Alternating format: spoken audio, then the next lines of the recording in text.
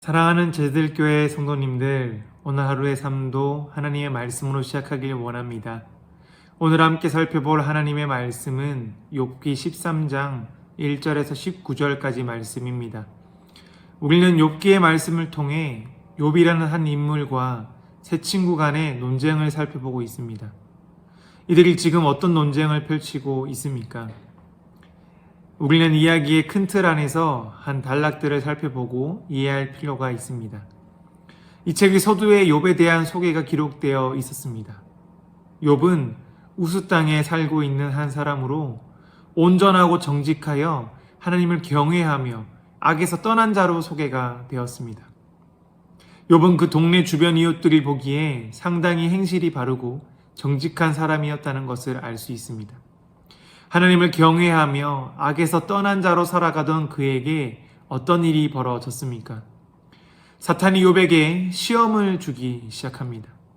그가 가진 모든 소유와 가족과 건강을 해치기 시작합니다. 그는 자신에게 닥친 환난과 고난으로 인해 하나님을 저주하기도 하며 또한 고통을 호소하기도 했습니다.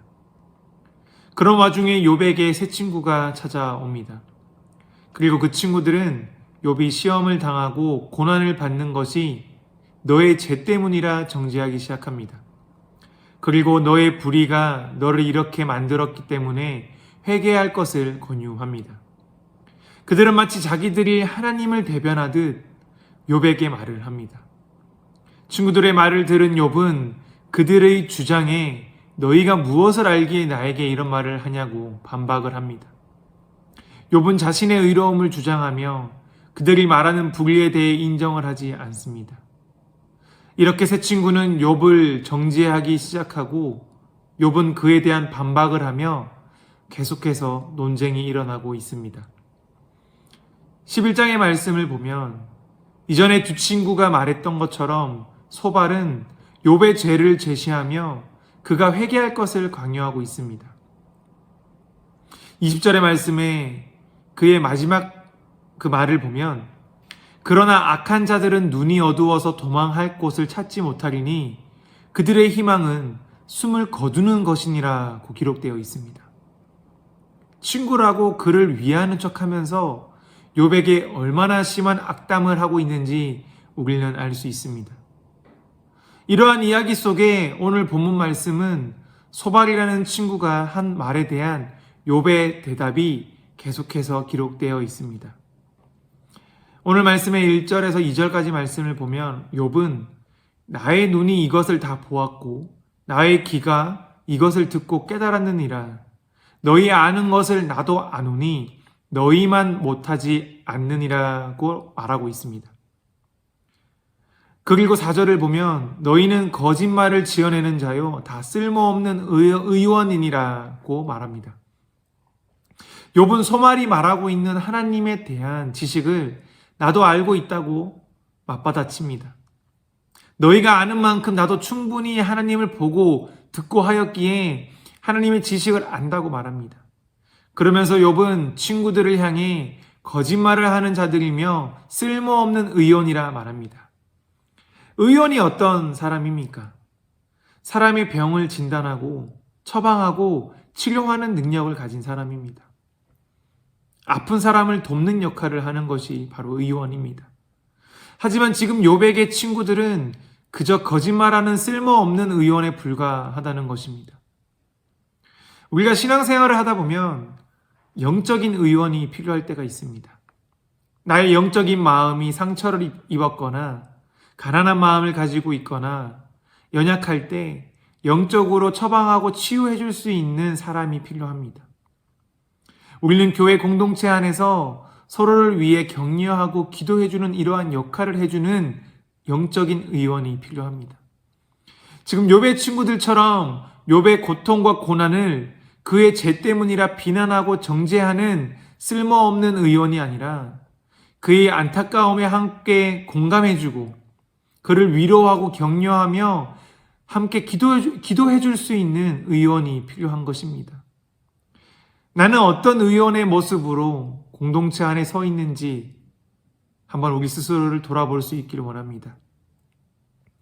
누군가의 아픔을 기뻐하고 행복을 시기하진 않았는지, 아니면 누군가의 축복을 함께 축복해주고 슬픔에 함께 울어주고 있었는지, 저는 저와 성도님 모두가 고난 중에 있는 지체를 격려해주고 위로해주며 함께 기도해줄 수 있는 쓸모있는 영적인 의원이 되실 수 있기를 간절히 소망하고 축복합니다.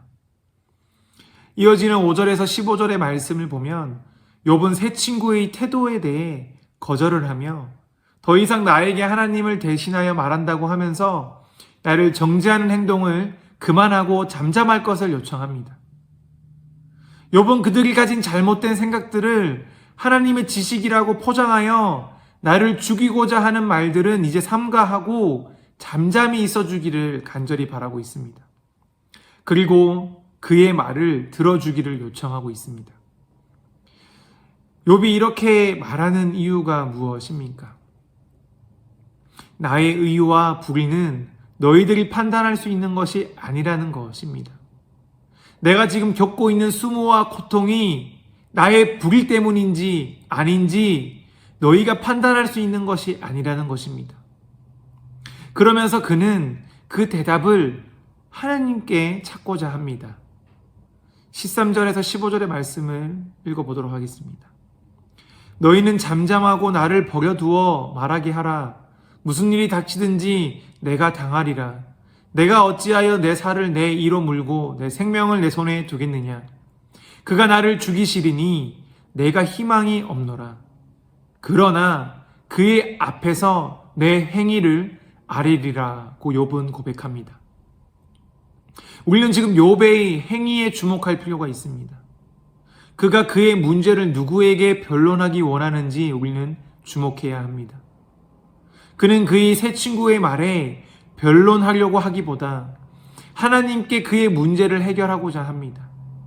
그 자신이 왜 고통을 받는지, 왜 고난을 겪어야 하는지 모든 물음에 대한 해답을 하나님께 아뢰어 해결받기를 원하고 있습니다.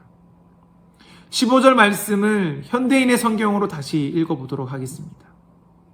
비록 하나님이 나를 죽이실지라도 나는 그를 신뢰할 것이다. 그렇지만 나는 그분 앞에서 내 행위를 변명해야겠다라고 기록되어 있습니다. 그는 그가 겪고 있는 고통과 고난 중에 때로 하나님을 저주하기도 했지만 결국에는 자신의 생명이 하나님께 있음을 인정하고 있습니다. 그가 자신의 생명이 하나님께 있음을 인정하고 있기에 그는 하나님이 자신을 죽일지라도 그를 신뢰할 것이라 고백할 수 있는 것입니다. 우리는 신앙생활을 하다 보면 고난을 겪으며 낙담하는 일을 경험하곤 합니다. 예상치 못한 일들로 좌절하거나 넘어지는 일들이 발생합니다.